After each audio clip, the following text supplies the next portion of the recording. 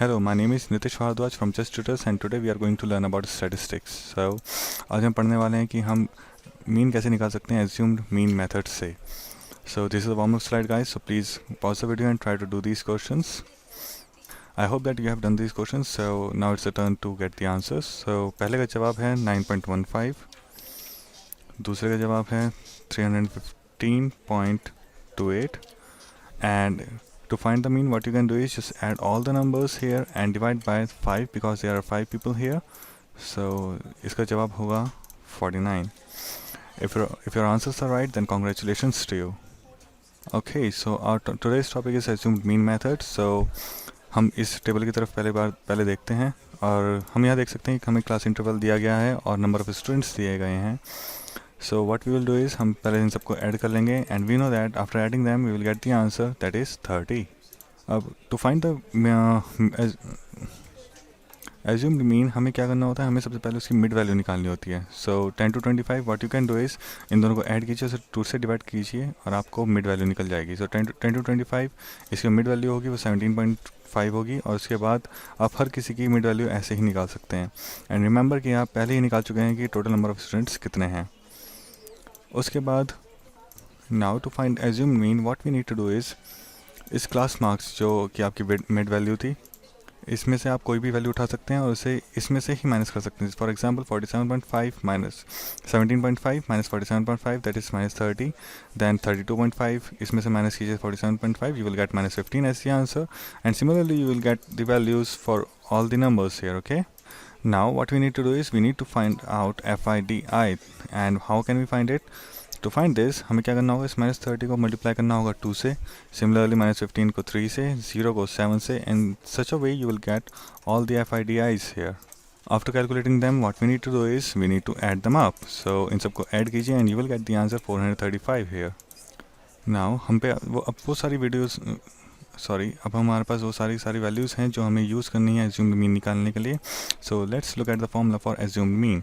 सो जो फॉर्मूला है assumed mean निकालने का वो है x bar and it is equal to a plus summation of FIDI divided by summation of FI. यहाँ पर जो a है वो a है assumed mean और हम assumed mean हम यहाँ पे दे सकते हैं कि जो हमने यहाँ पे assumed mean लिया था वो 47.5 था. So we will take the same value for here. Okay, और हम ये फॉर्मूला डिराइव भी कर सकते हैं. डिराइव हम कैसे कर सकते हैं? We know that D bar is equals to summation of FIDI over summation of FI. Now we know that DI we have calculated it before. So DI की वैल्यू हम यहाँ से उठा सकते हैं, that is XI minus A that is assumed mean. So हमने यहाँ पर XI माइनस A लिया है और उसे डिवाइड किया है समीशन ऑफ FI से.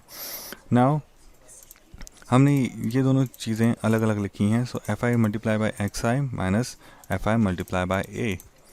नाउ हम यहाँ पे देख सकते हैं कि समीशन ऑफ XI ये दोनों कॉमन आ रहे हैं यहाँ पर. सो हमने ये जो XI था और हम ये भी देख सकते हैं यहाँ पर कि ये जो फॉर्मूला होता है summation of FI XI over FI ये हमारा मीन का फॉर्मूला होता है. So what we did is we just wrote it like mean here x bar और ये x बार शो करता है हमारा मीन माइनस हमने ये a कांस्टेंट है, सो इसलिए हमने ये a बाहर ले लिया है. Now summation of FI over summation of FI. Now we know that they both are equal, so हम इन दोनों को कैंसिल आउट कर सकते हैं and the value will be 1 and a times 1 is a. Now x bar minus a. So now what we can do here is x bar we can put a over here, then it will become a plus d bar. So we know that the value of d bar is equals to summation of FI DI divided by summation of FI. So that's how we got this formula. Okay guys, and this is the main formula that we are going to use for assumed mean. Now so just take a look here.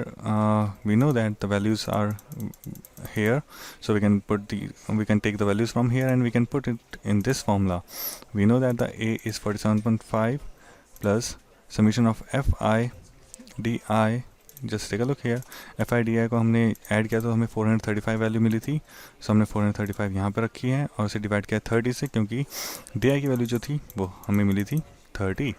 सो हमने उसे divide किया 30 से and that's how we can get the answer that is 62. सो जो mean था marks का वो कितना था? 62. Now this is practice time guys, so please pause the video and try to do it yourself. And after doing this video, just sorry, after doing this question, just check the answer from here. Okay, and I hope that you enjoyed this video. For more, please visit Just Tutors.